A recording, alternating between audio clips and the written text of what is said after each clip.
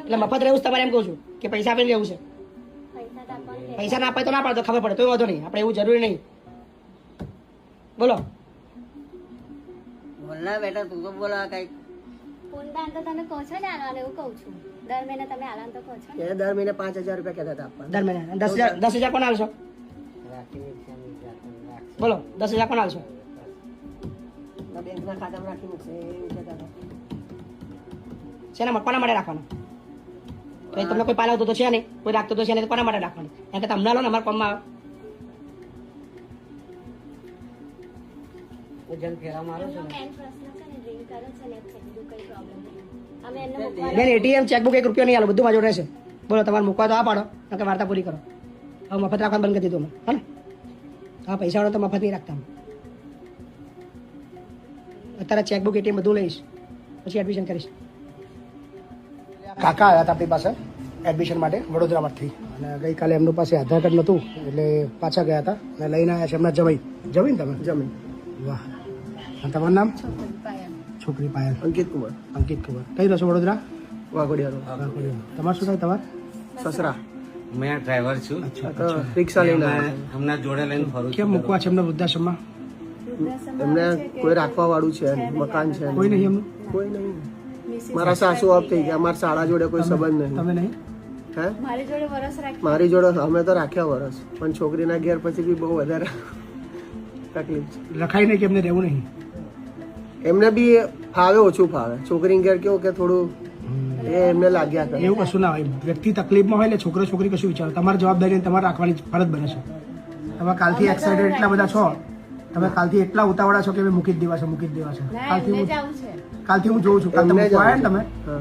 ત્યાંથી હું જોઉં છું. આધાર કાર્ડ નતા લાવે તો બી તમે મને બહુ રિક્વેસ્ટ કરી કે આજે રાખો ને, હું કાલ આધાર કાર્ડ આપી જઈશ, કાલ આધાર કાર્ડ આપી જઈશ. સાચી વાત છે ને? હા. સાચી વાત છે ને? આટલી બધી ઉતાવળ શું કામ મૂકવાની? પણ કન્ડિશન જ એવી છે તો એમને શું કન્ડિશન છે બેન? તકલીફ છે ઘરમાં? આખી દુનિયા આવું વિચારશે તમારે જેવું તો દુનિયા અટકશે કેમ? બધા લોકો આવું વિચારવા ચાલુ કરી દે કે આપણે જેનું કોઈ હોય નહીં એટલે આપણે એમને વૃદ્ધાશ્રમ મોકલી દેવાના. ના, એમને થોડી ડ્રિંક કરવાની આદત છે એમને થોડી. ડ્રિંક કરવાની આદત છે. તઈ રહે છે ને તો ડ્રિંક કરવાની આદત થાય છે. ડ્રિંક કરે છે. કોઈના ઘેર રાખીએ છે ને તો કમ્પ્લીટ રહે છે. અચ્છા. હવે સગાવાલામાં બી એમની ખાલી 2 બહેનો જ છે, બીજું કોઈ છે નહીં. તમે ના રાખીશું કેમ? કહો આ કાકાની ઉંમર, કાકા કેટલી ઉંમર થઈ? 60 ને 63. એમ દારૂ કેમ પીવો છો? નોકરી કરતો ત્યારથી મજબૂર છું. નોકરી કરતા દારૂ પીતા હતા? પોલીસમાં હતા. પોલીસમાં હતા. પોલીસમાં હતા? પેન્શન આવે છે? કેટલું આવે છે? 15 ની આસપાસ. તો અહીં જમા કરાવવું પડશે દર મહિને. એટીએમ બેટીએમ પાસબુક બધું અહીં લઈ લઈશું. એટીએમ અહીં પૈસા અહીં જમા કરાવડાવીશ તમારે. ક્યાંય 1 રૂપિયો નહીં આપવા દો. બોલો બોલો સાહેબ પૂછો, બાપુ પૂછો. બોલો છે ને એમની છોકરીને. બોલો બેન. એટીએમ પાસબુક બધું હું લઈ લઈશ, બધા પૈસા મારા જોડે જમા રહેશે આગળ. તમને રૂપિયો નહીં મળે, તમારે બધું પૂરું. બરાબર? એમનો પૈસો છે એમને જ. એટલે એમનો પૈસા એટલે અમારા જોડે, અમારે રાખીને પછી અમારા જોડે આવે ને બેન. ના ના, એ તો બરાબર. અમારે રાખીએ, ખવડાવી પીવડાવી પછી જવાબદારી અમારી બને, પછી એ પૈસા પર અધિકાર અમારો. ના ના, બરાબર. એટલે અમે અમારા ખર્ચાની અંદર વાપરીશું. એ ના ના. 15-20 હજાર બી એ તો પેન્શન એવું આવે. જ કહેતા હતા કે બરાબર ને? દાન મેં કરી. બીજી આપણી છે આપણે ના કહ્યું કઈ માલિક, જમીન ઘર ભર કશું જ નહીં. કશું છે જ નહીં. ઘર તો બેંકે લઈ લીધું છે. બેંક ફિલ્મમાં તમે છોકરા ભરોસે ના ના, કોઈ વાંધો નહીં. બોલો ચાલશે ને બેન? એમને પૂછેલા.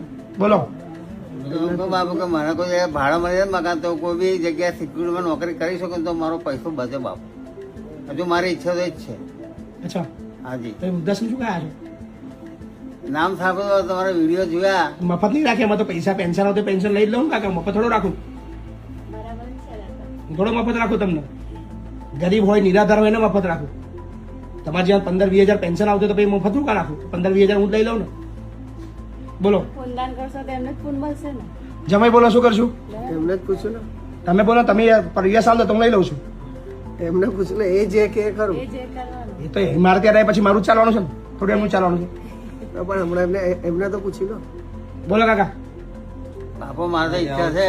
કોને હમ હા કંઈક જો હવે નોકરી અહીં તો પછી રહેવું જ પડશે. એટલે પેન્શન હું લઈ લઈશ, પહેલા કહી દઉં છું તમને. પેન્શન લઈ જવા કરી દેશે. હા. તમારે રોજ એટલે પછી તમારું ચેકબુક એટીએમ બધું માજો રહેશે, બરાબર? પછી કાલે એવું ના કહેતા કે કેમ બધું લઈ લીધું. બોલો રહેવું છે? હાક નાખો જલ્દી, એનો ટાઈમ બગડે છે.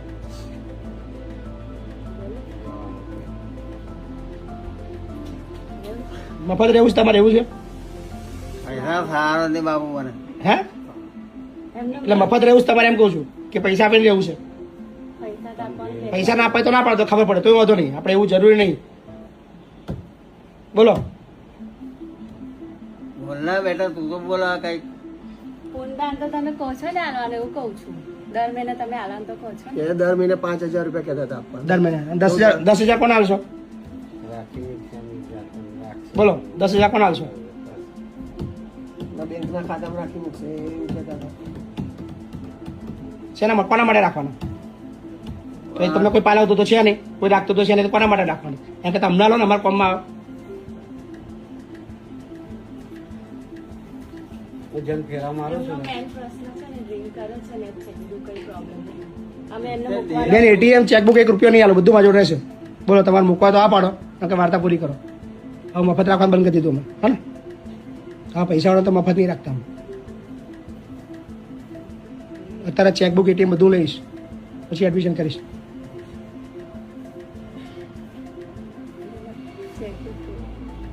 ચેકબુક કઈ હા તો પછી મંગાવી દઈશું એટીએમ છે ને તમારા જોડે એટીએમ તો છે ને કોની જોડે એટીએમ તમારા જોડે છે ઘરે ઘરે હા તમારા જોડે જ છે ને પણ પછી અહીંયા જમા કરાવવું પડે એટીએમ ચેકબુક દર મહિને અમારા માણસ ઉપાડે છે 15,000 રૂપિયા ખાતામાં આવે એટલે બરાબર અમારે ખર્ચો હોય ને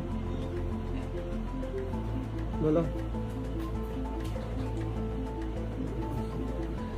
બોલો કાકા કે મફત રહેવું છે એટીએમ નહીં આપું તોય રાખી લઈશ એટીએમ નહીં રાખો આલો તોય રાખી લઈશ બોલો શું કરવું છે